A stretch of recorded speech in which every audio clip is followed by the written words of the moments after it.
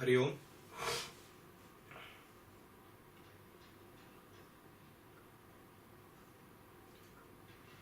Please close your eyes. Your fingers interlaced and placed in front. Your back erect. Neck and head erect. Your breathing normal.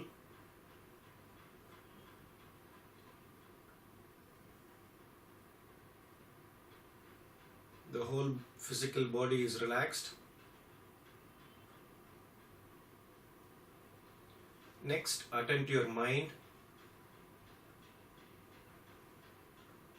Let the thoughts gently die away into whispers.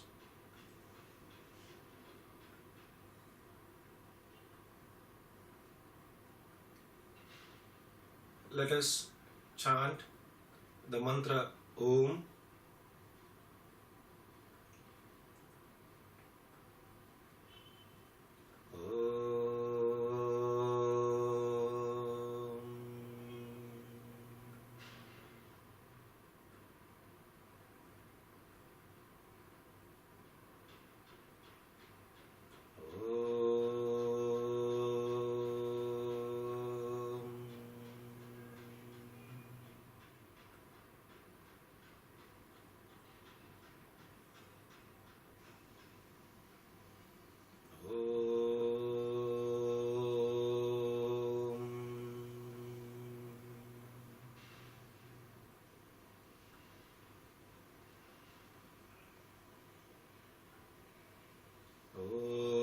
Sahana vavatu, sahanam bhunaktu, sahaviryam karavavahai, tejasvinavaditamastu mavit vishavahai.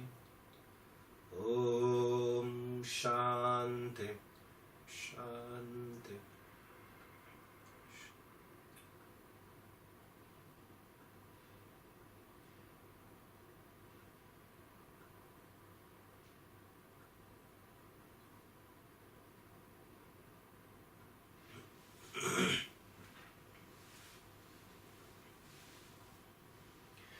Let us chant 10 shlokas from the Bhagavad Gita, chapter 2, verse 11 to 20. I am repeating, chapter 2, verses 11 to 20.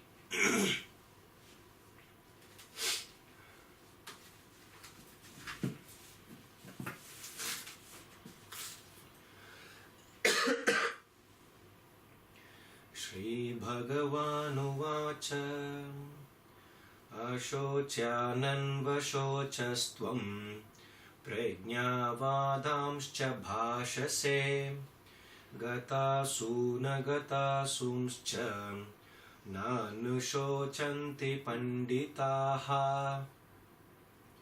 Natvevāham jātu nāsam Natvam neme janādhipāha Na chaiva na bhavishyamaha Sarve vayamatah param Dehinosmin yatha dehe Kaumaram yauvanam jara Tatha dehantara praptihi Dhirastatra namuyate Matra sparshastu kaunteya Shitoshna sukha dukkhadaha Agamapayino nityaha Tam stitikshasva bharata Yam hina vyathayan ete Purusham purusharshabha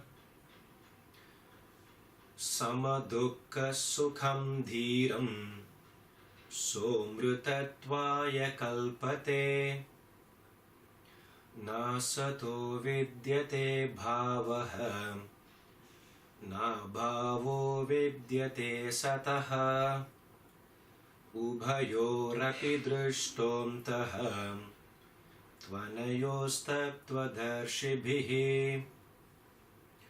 अविनाशि तु तद्विद्धि येन सर्वमिदं ततं विनाशमव्ययस्यस्य न कश्चित् कर्तुमर्हति अन्तवन्त इमे देहाः नित्यस्योक्ताः शरीरिणः अनाशिनो प्रमेयस्य तस्माद्युध्यस्व Bharat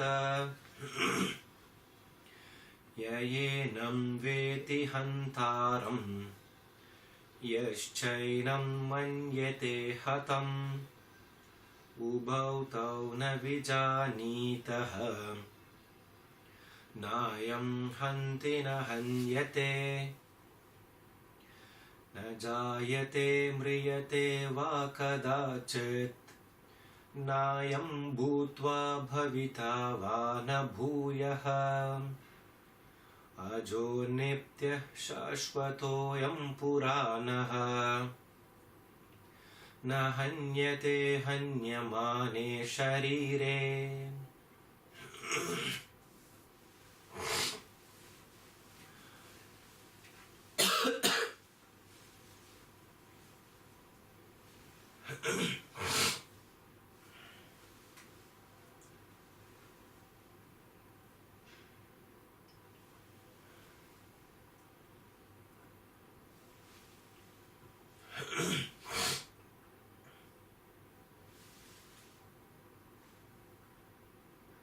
In the last class, we were discussing about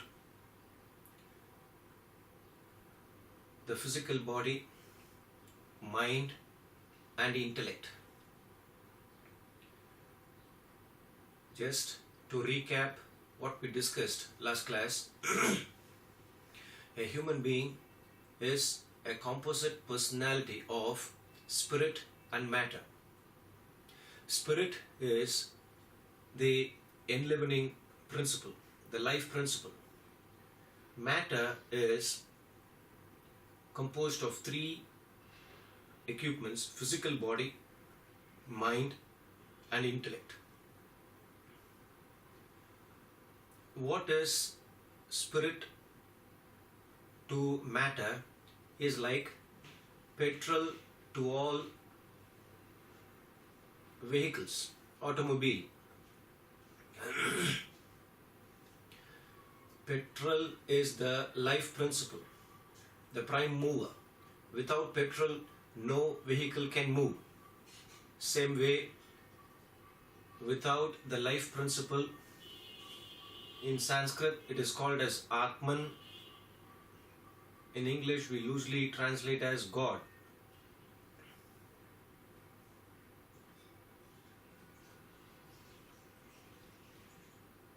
It is very fascinating that which we write as G-O-D. I will explain what this G-O-D means, can stand for. So what is spirit to matter is petrol to all vehicles. I am repeating, without petrol, no vehicle can move. Without the life principle, Atman, no human beings can function. No beings can function, leave alone human beings.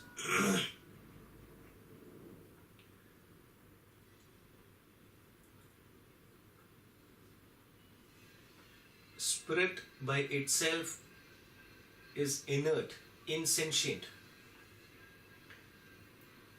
There is no life in spirit, in Atman. There is no life in dead matter. Matter is inert, insentient. When spirit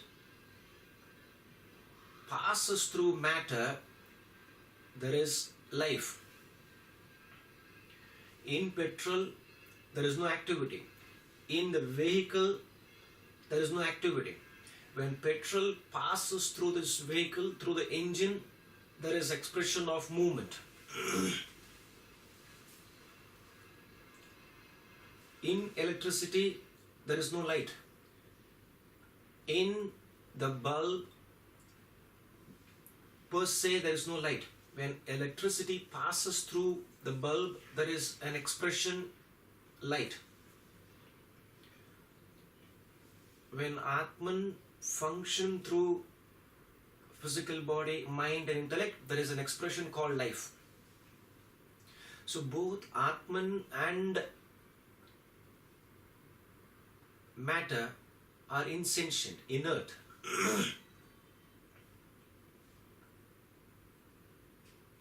Now, what is to be understood here is this vehicle by itself is not able to move. There is an engine. It is the engine which is propelling the vehicle to move. The engine by itself has got no action, no activity.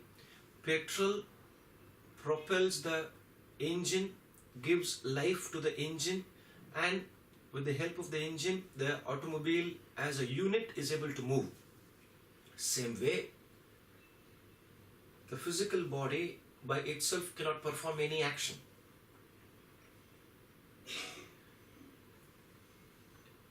What is the engine which is driving this physical body? There are two equipments, mind and intellect. It is called the inner personality. If this physical body is the outer personality, then the mind and intellect is the inner personality, the engine which is driving the physical body to perform action, the outer personality to perform action.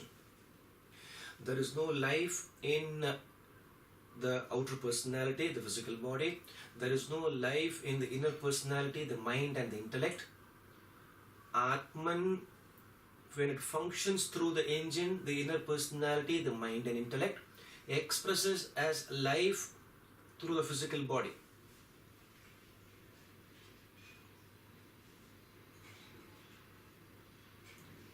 So if I bring in an example of a puppet, that puppet has got no life by itself. There is a string which is attached, and there is a finger, a human being who is playing behind the screen. So if this puppet is equivalent to the physical body, then the string is equivalent to the mind and intellect, and the person behind is the Atman. Then you will be having a doubt that then is human being equivalent to God here, the prime mover? This example has got that limitation.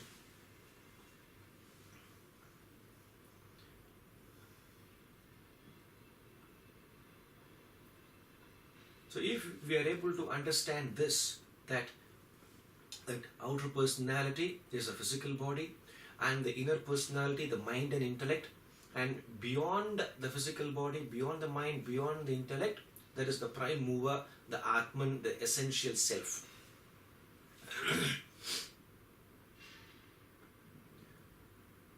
So Swami Parsarthi always used to say that, we are not the body, we are not the mind, we are not the intellect, we are the self. So how do you prove this? This physical body is constantly changing. First, the world is changing. The seasons are changing. So with reference to something changeless, we are able to identify the changing phenomenon. This is what we learn in physics. With reference to a stationary object, another object is moving, then we are able to say the object is moving at particular speed. The external world is changing. At one point of time, in a particular place, it is vacant. The land is vacant, open to the sky. it is being used as open landfill. Then after some time, they dig a big pit and they raise a high-rise building. Then after many years, if the building is not serving the purpose, they demolish the whole building and build something else. Continuously it is changing. The government is changing.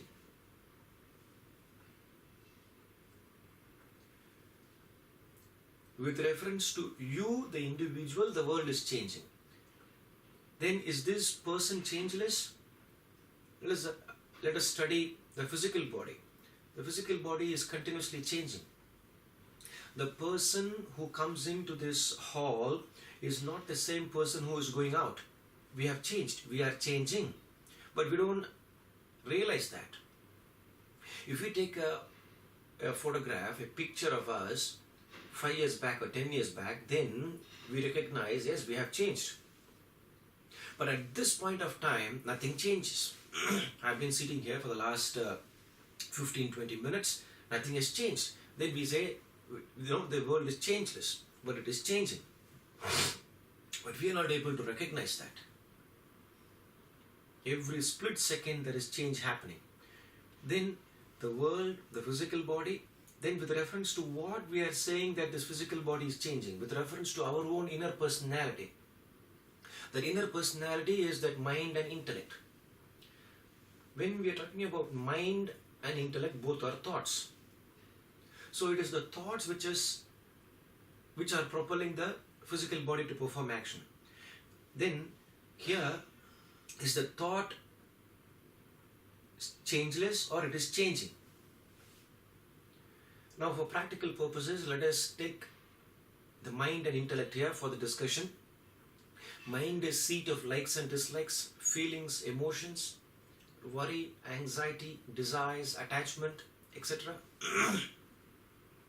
Intellect is the seat of thinking, discrimination. Discrimination here is not black, tall, short, black, white, rich, poor, not that. Thinking. The faculty to think, to reason, to judge, to decide.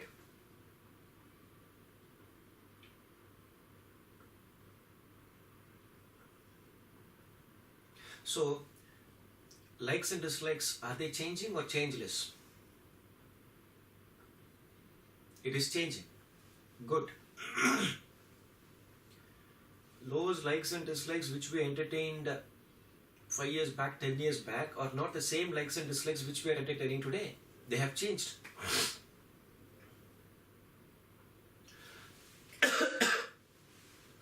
Is it not? All that, stupidity that we entertained 5 years back, 10 years back, either it has become worse or it has become okay, good. We have changed. We have come out of that.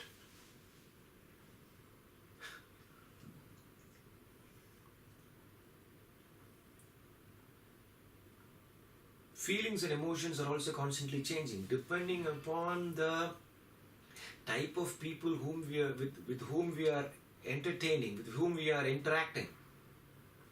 Then the feelings keep changing, like chameleon, continuously,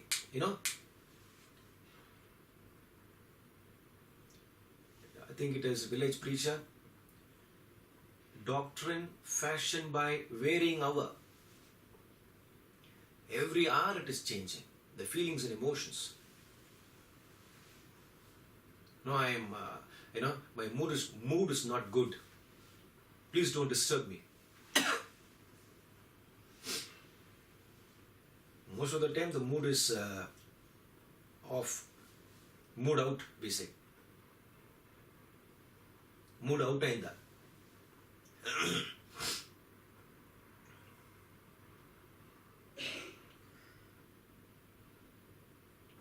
Then attachment. That we were attached years back, perhaps we would have come out of it and we are attached to something else, or it has worsened. It is continuously changing. Point here is that everything is changing. desires are changing, desires are being modified. Then intellect, thinking, that thinking, whether we had, I remember Swamiji always used to say, our head is full of clay. In Tamil we say, "One thalayila kaliman irukka."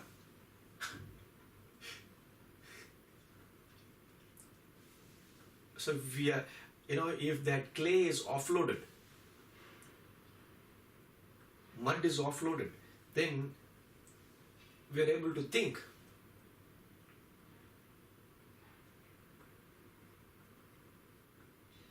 That person who has been thinking in a particular way is not the same person today. The person has changed. The thought process has changed. That is the point here. With reference to oneself, the world is changing. With reference to the inner personality, the outer personality is changing. With reference to what this inner personality is changing. So if you go inwards, then we say vasanas. Vasanas are changeless. That's why it is, unchangeable. Then there's a catch here. Then if vasanas are changeless, then what about Atman?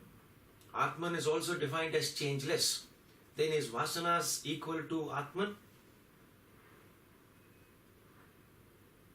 All these are good for discussion, but we have to go beyond the shabda, go beyond the words and experience that Atman. We keep on asking question after question. What is making me speak? What is making me hear? So science can help us to a certain extent. Then after that we say, I do not know. See, those answers which we know, eloquently we answer, and then after some time we say, I don't know. That I don't know is that unknown. That unknown is what is vasanas. That unknown which is vasanas here is different from another unknown which is Atman, God.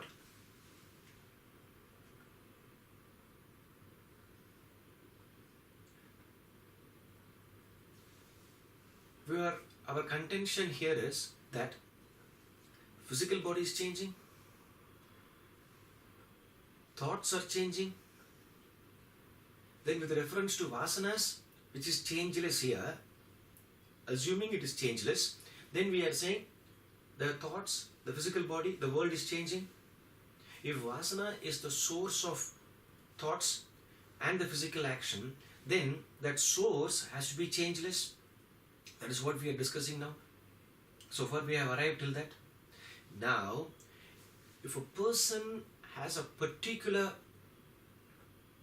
nature, tendency, a person has a particular tendency, thieving, lifelong the person has to be a thief. There is no redemption for that person. Then what happens is, as the person is thinking about nourishing the thought that I should change, it is another thought. This thought again to change, to become a better human being, not a thief, is again springing from that vasana, the source. Then in that case, the source is also changing. From a thief, now he is trying to become a better, good person. So now the vasana is changing. A time comes in life where a person has completely reformed himself or herself. The vasana has changed. A person puts in effort and then sublimate the very nature itself, the vasana itself.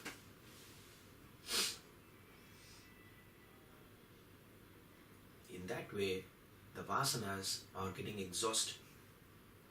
sublimated, exhausted, eradicated. If the vasanas are changing, if the vasanas are eradicated, then with reference to what we are saying, this vasana is changing here. That another unknown. That another unknown is that changeless entity, the substratum of all changes taking place. That changeless am I. That changeless every human being, every thing in this universe.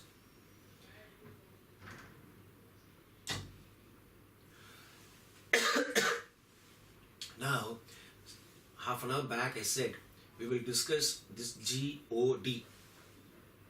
If you elaborate this word G-O-D, G can stand for governor, O can stand for, can be, elaborated as originator, and D for destroyer. It is just playing with words. Originator, governor, and destroyer. Something is originated from something. There has to be something from which another something can be created. Then if something is created, something has to maintain that. Something other than that has to maintain that. Then if something is created, something is maintained. There is a life for everything. We say shelf life in packaging. Pharmaceuticals has got a shelf life. Food has got a shelf life. All this perishable matter. Human beings also have shelf life. Shelf life means birth and death. Something is destroyed. Something other than this has to, destroy this. Something which is created there. So when we start analyzing, discussing like this, then we posit that somebody is originating, creating, governing, and destroying. So for those who cannot think, they say, in our scriptures, they said,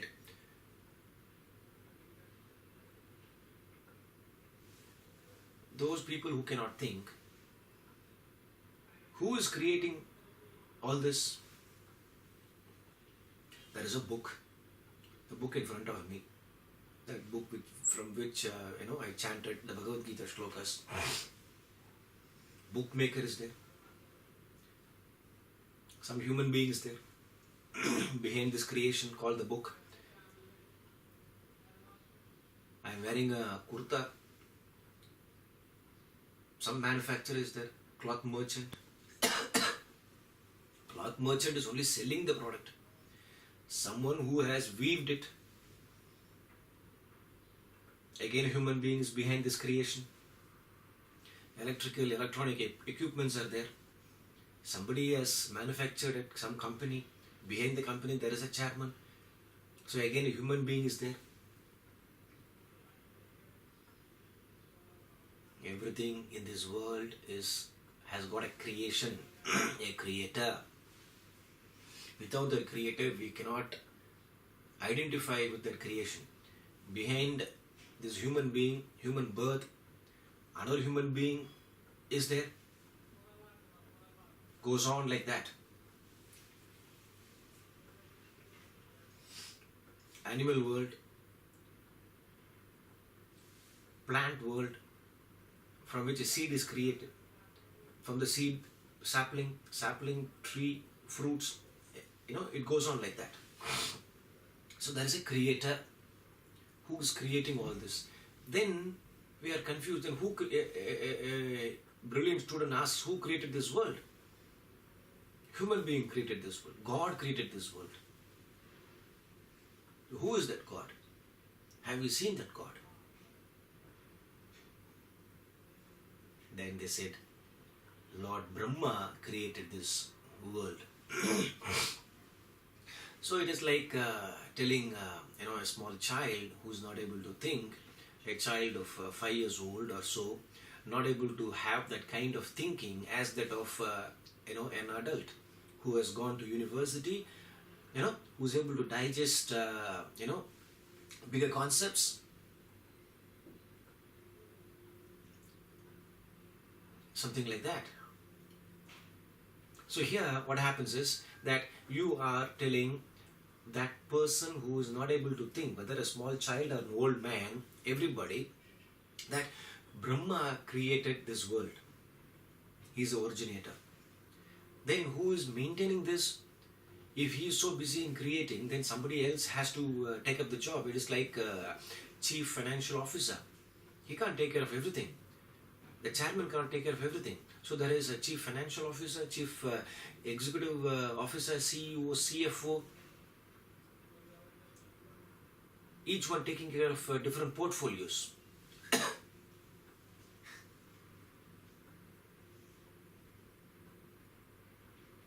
So Lord Brahma created, he is a creator, originator, and Lord Vishnu is, the governor, sustainer, and Lord Shiva is the destroyer.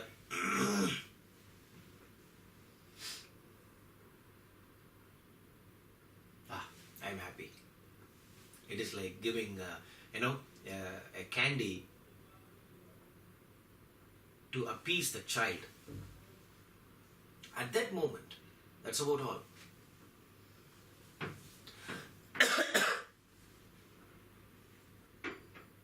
Then again, after some time, another brilliant student asked, if everything is created by Brahma, is maintained by Vishnu and destroyed by Shiva, then who created Brahma, Vishnu and Maheshwara? Shiva.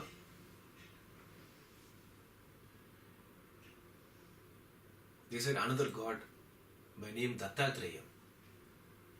If you see the picture of Dattatreya, Dattatreya has got one body and he has got 3 heads. The 3 heads are nothing but Brahma, Vishnu and Shiva.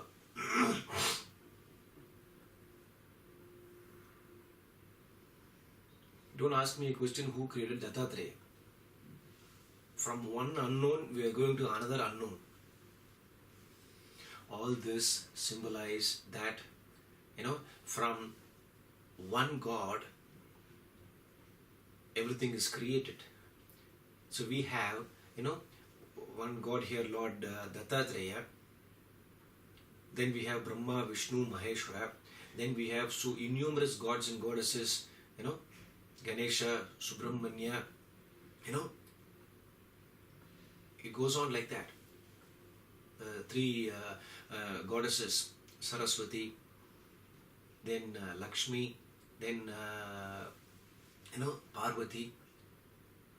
It goes on.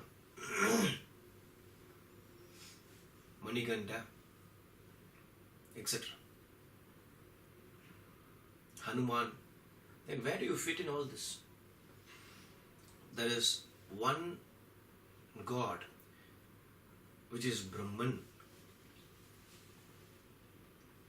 So it is not from, that Brahman is another human being here. That is the problem. So if we are able to explain all this, by bringing in concepts like this, then we are terribly confused. So that person who is that devotional type is able to accept all this. But that person who is the thinking type is not able to understand all this.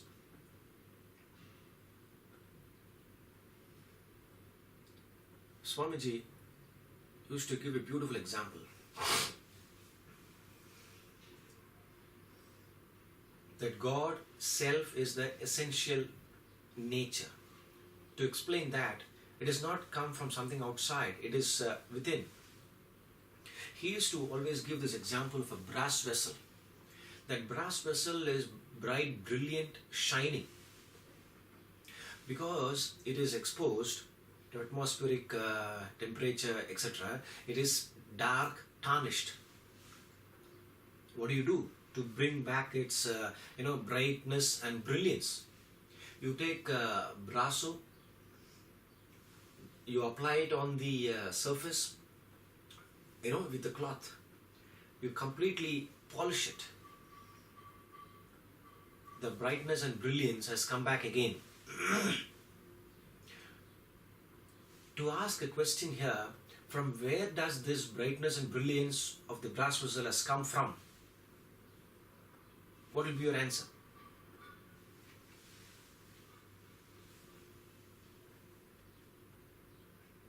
Has it come from brasso? Or was it inherent in the brass vessel? Correct. It was inherent in the brass vessel.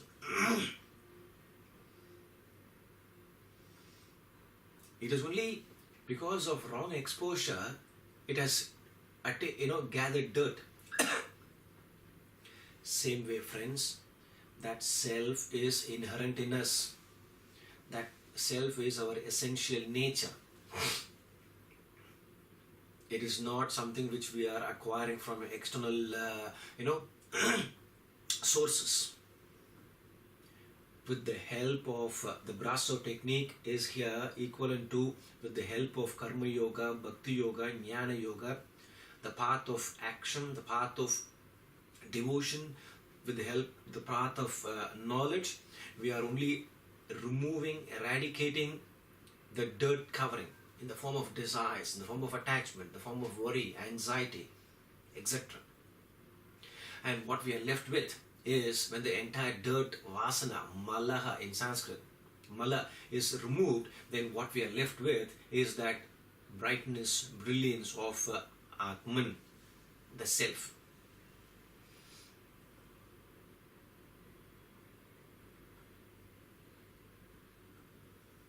A bulb is glowing, it is of 100 watts. Imagine there are 3 bulbs, all are in working condition. One bulb is throwing the maximum light, another one 50%, another one, third one only 5%. All are in working condition.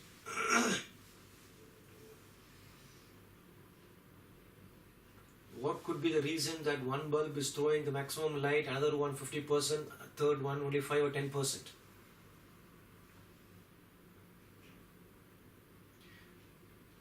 That bulb which is throwing the maximum light has got no dirt covering. Don't tell me it is brand new.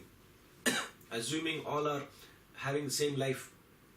In the sense it is purchased on a particular date, same date. All parameters are the same. The second one throws only 50% light because it has got 50% dirt covering. And the third one is throwing only 10% light because 90% dirt is covering. All that we got to do is remove the dirt covering. And that when you have removed that entire dirt covering the bulb, whatever is the wattage, that power, that full power is revealed outside. Exactly same way a human being is that constituted of that self, Atman, and the body, mind, intellect. So that combination as such is what is being expressed as life in this world.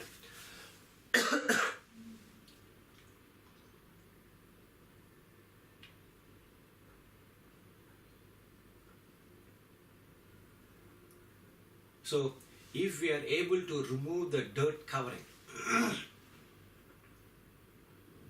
in the form of desires, worry, anxiety, etc., then what happens is that the changeless is what is revealed outside ultimately. So with reference to vasanas, everything gets it is changing, and then ultimately we merge, we become one with the changeless. So as Swamiji always used to say, as you think, so you become. All the time identifying with the physical body, we become so physical, gross. We identify with the mind and become extremely emotional. We identify with our intellect, thoughts and ideas, then we become intellectual. If we identify with, don't say here identifying with vasanas here. That vasana only is practically, expressed as feelings, emotions, thoughts, ideas and the physical action. So if we identify with the self, we become the self. And that is what that cleansing process is. We become excellent scavengers. All that time cleaning.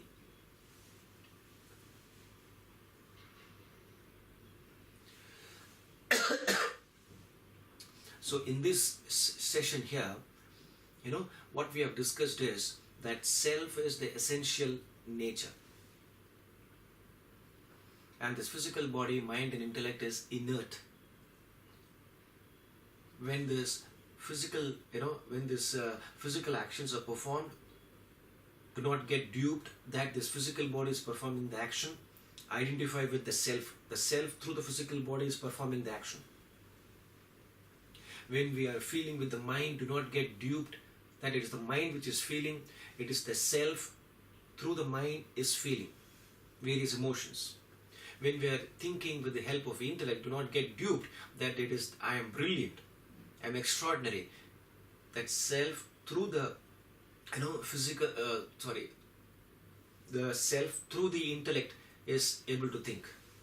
So whether we are performing action, whether we are performing any action here called feeling, various emotions, likes and dislikes, whether we are performing an action called thinking, identify with the self, that it is the self through this physical body, mind and intellect is performing that action.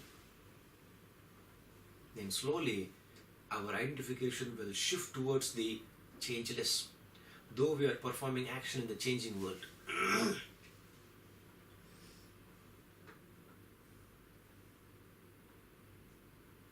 And this is what that sadhana is. That tapaha, austerity here, that practice is, it is very difficult to shift the focus from this external world, that which is very, very attractive, to focus on, within here. So the choice is yours, to be or not to be, that is the question.